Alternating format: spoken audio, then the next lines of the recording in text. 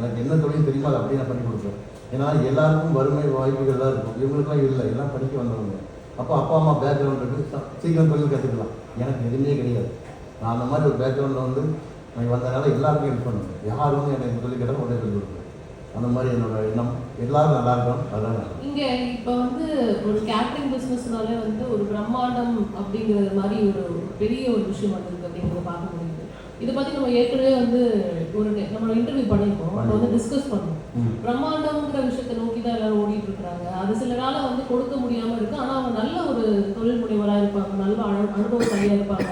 ஆமாம், ஆனால் அவங்களுக்கு வாய்ப்புகள் இங்கே கம்மியாக இருக்குது அப்படிங்கிறதெல்லாம் பேசுகிறோம். பிரம்மாண்டம்ங்கிறது ஒரு பக்கம், அது வந்து பணம் அதிகமாக இருக்கு, பிரம்மாண்டமாக காமிக்கிறதுங்கிறது இருக்கும். டேஸ்ட் எல்லாம் சாம்பார் தானே, இட்லிக்கு சாம்பார் தானே ஊற்றுவாங்க. பிரம்மாண்டத்தை பார்த்தா ஒரு கல்யாணத்துக்கு வந்துருக்குறாங்க, அதுக்கு அது பண்ணி இது பண்ணிங்கன்னா சொல்ல போகிறாங்க, எதுவும் கிடையாது. நல்ல பொருட்கள் கொடுத்தாங்க, அது ஒன்றே வாழ்க்கையில் மட்டும் வாழ வைக்கும். நல்ல பொருட்கள் எது கொடுத்தாலும் தரமாக இருக்கும். அதாவது பிரம்மாண்டமாக காமிச்சேன் அப்படிங்கிறது இருக்கும். நான் ஏன் ஒரு ஆள் மணிக்கு அதிகபட்சம் 600 கிராம் சாப்பிட முடியும்.